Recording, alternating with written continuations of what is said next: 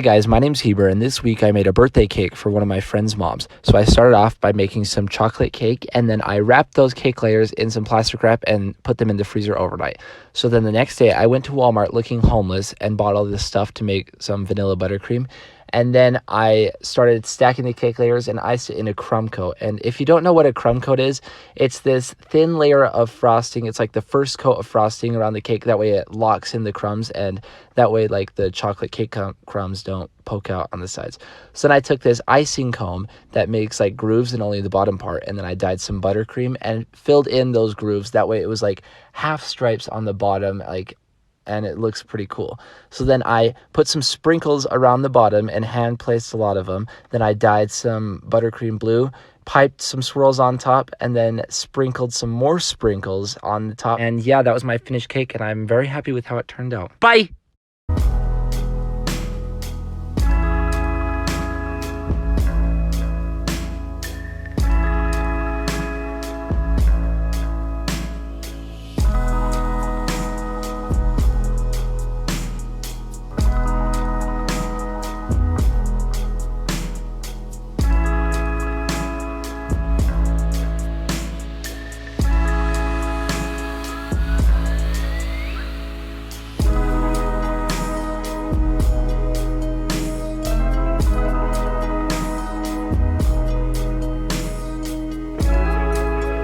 But you know what's even crazier? I didn't make chocolate cake for once. I actually made red velvet, but of course I still took it out of the oven with my bare hands, so don't even worry, nothing's changed. Okay, anyway, so I leveled off all my cakes, and then I stacked them up with some of this vanilla bean buttercream. Then I crumb coated the whole thing in this thin layer of buttercream, popped the baby in the fridge, took it back out, and then I coated it in this thicker layer of buttercream, whipped out my handy dandy cake comb, and I made all these fun little stripes in the cake, popped the baby in the freezer for a long time. While it was freezing, I made these fun little ombre buttercream colors from like this light pink to this reddish color.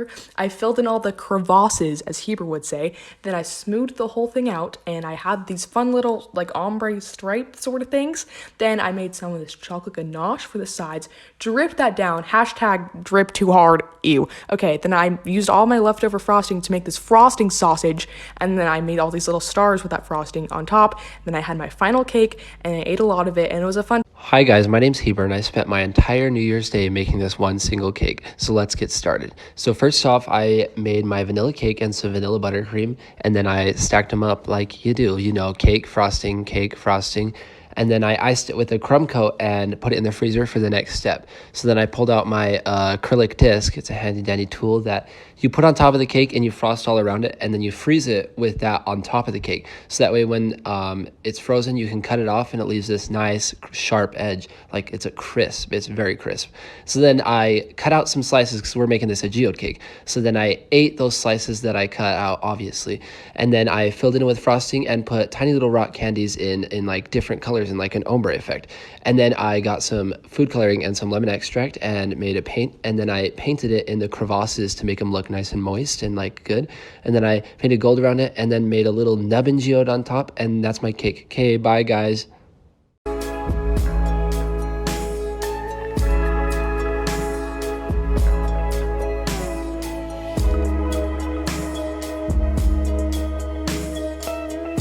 It's time to make another strawberry ice cream cake.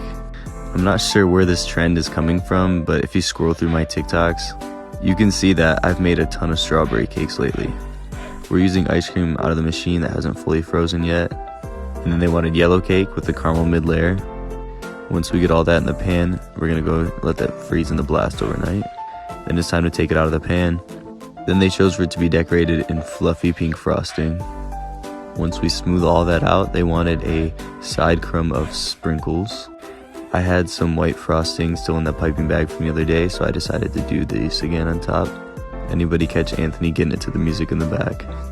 Then I threw a little bit of sprinkles on top of the border, and then some strawberries. I usually do white or green leaves, but these ones I did pink. I kind of wish I would have did white, but it's okay. Then we're writing happy birthday, and we're on to the next one. I'm cool not to share. And I actually made it for a huge presentation at the Instagram and Facebook offices, so here's a little behind the scenes.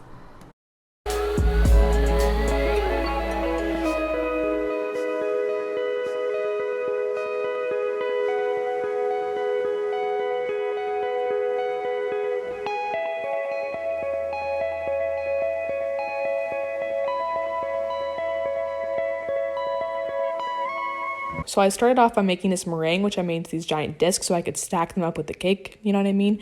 And then I also made these small meringues, which I didn't end up using, so I just ate all of them. And then I made this chocolate cake in this vanilla peppermint buttercream, and then I also crushed up some candy canes for the layers in my cake. And then, so let's just get to assembling the cake, right? So I had this chocolate cake and this vanilla buttercream, and then these crushed up candy canes, and then the meringue was too big, so I had to cut it up so it would fit. Anyway, so then I frosted the whole thing, like it's a little crumb coat, a thin layer of frosting, you know, and I popped the baby in the freezer, and then I refrosted it, and then I repopped it in the freezer, and then I scraped away some of the frosting to create these stripes. But since the white buttercream is frozen, then I can add the pink buttercream and just scrape off the pink, you know, so I get these perfect stripes.